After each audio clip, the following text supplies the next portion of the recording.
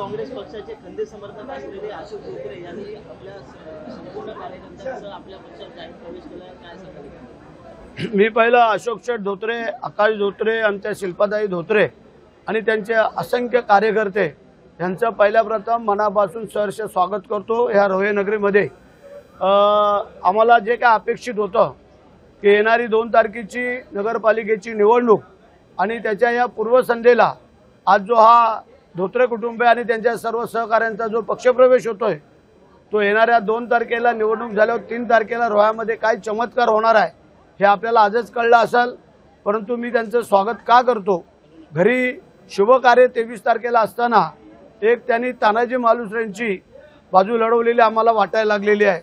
कारण घरामध्ये शुभकार्य असताना आज त्यांनी आमच्या पक्षामध्ये जो काय पक्षप्रवेश केलेला आहे त्याबद्दल मला पुन्हा एकदा त्यांचं स्वागत करावं असं वाटतंय। एकनाथ शिंदे साहेबांच्या वतीने मी त्यांचं खूप खूप धन्यवाद देतो, त्यांचं अभिनंदन करतो।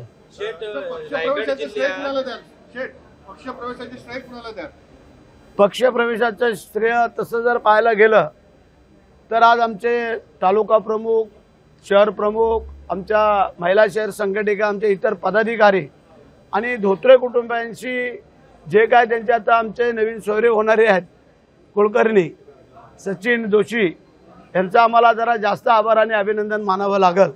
कदाचित मला वाटतं नवीन सोयऱ्यांचा शुभगुण आम्हाला पाहायला मिळतोय। कुठे गेले ते आहेत ना? हां, तर ह्या सगळ्या घडामोडीमध्ये आज रोह्यामध्ये शिवसेनेची जी काय ताकद होती ती आज दुपटीने वाढलेली तुम्हाला दिसेल आणि येत्या 3 तारखेला रोह्यावरती भगवा फडकलेला असेल हा माझा पूर्ण विश्वास आहे, दहावीर महाराजांच्या कृपेने। रायगड जिल्ह्यामध्ये महायुती तुटल्याचं चित्र आहे।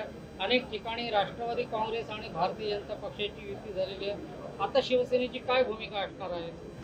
शिवसेनेची भूमिका आम्ही एकला चलो सुरू झालेली आपल्याला सगळ्यांना माहिती आहे। काही ठिकाणी खोपोली असेल, कर्जत असेल, माथेरान असेल, अलिबाग असेल, अशा काही ठिकाणी आमच्या युत्या झालेल्या आहेत। भारतीय जनता पार्टीची नाही बोलता येणार नाही आहे, फक्त मुरुडला, पेनला आणि श्रीवर्धन आणि महाड ह्या 4 ठिकाणी आमच्या युती झालेली नाही आहे। पण हरकत नाही आहे, काही ठिकाणी होणार होती, काही ठिकाणी नाही होणार होती।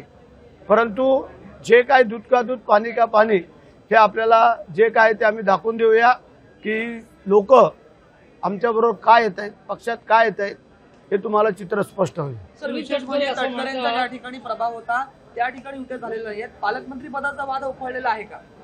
ह्याच्यात पालकमंत्री पदाचा काय येत नाही, नाही, तो आमचा वैयक्तिक विषय झाला।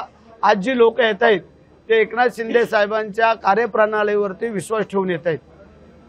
आमचे आमदार महेंद्र शेठ, मी असेल, आम्ही जे काही लोकांना सामोरं जातो, आमच्या कार्यकर्त्यांना, पदाधिकाऱ्यांना मगाशी आमच्या तालुका प्रमुखांनी सांगितलं की पूर्ण विश्वासाने आम्ही जे त्यांच्या पाठीशी आहोत, त्यामुळे ते पण तेवढी हिंमत करतायत की अशा अशोक शेठ सारख्या दिग्गज मंडळींना आमच्यासोबत जोडण्याचं काम करतायत। आणि रायगड जिल्ह्यामध्ये ज्या पद्धतीनं युती महायुतीमध्ये संघर्ष दिसतोय, तुटलेली आहे, कोणकोणत्या महत्त्वाच्या मुद्द्यावर आपण या ठिकाणी निवडणूक लढवणार आहात? जर विकासात्मक मुद्दे असतील तर ते कोणते असतील आणि कशा पद्धतीनं आपली ही टक्कर होईल? ज्यांची काय आतापर्यंतची काय घराणेशाही म्हणून ते काय दाखवत होते त्याच्या विरोधातला हा उठाव आहे असं म्हटलं तर काय मला वाटत नाही वावगं ठरेल असं। कारण जनतेला पण कधी नाही कधीतरी बदल हवा असतो आणि तो रोहा बदलतोय हे आमच्या तालुका प्रमुखांचं जे काही ब्रीद वाक्य आहे ते मला वाटतं आता खरं ठरत चाललेलं आहे।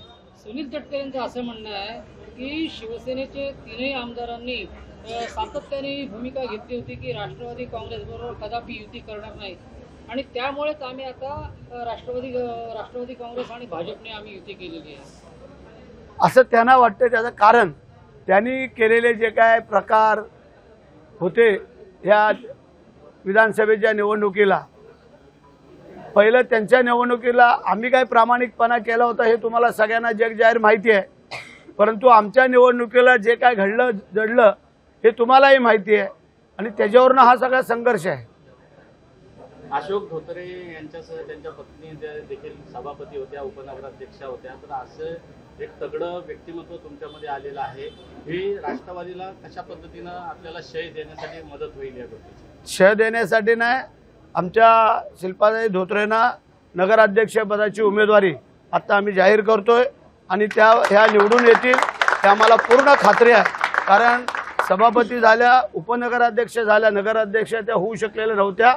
त्या शिवसेनेच्या माध्यमातून त्यांना आम्ही नगराध्यक्ष करतोय आणि त्यांना शुभेच्छाही देतो आम्ही. रायगड जिल्ह्यात एकूणच सर्व जर निवडणूक लढवली जिल्हा परिषदेची तर किती जागांवर आपण यश संपादन कराल असा विश्वास? जेवढ्या लढू तेवढ्या.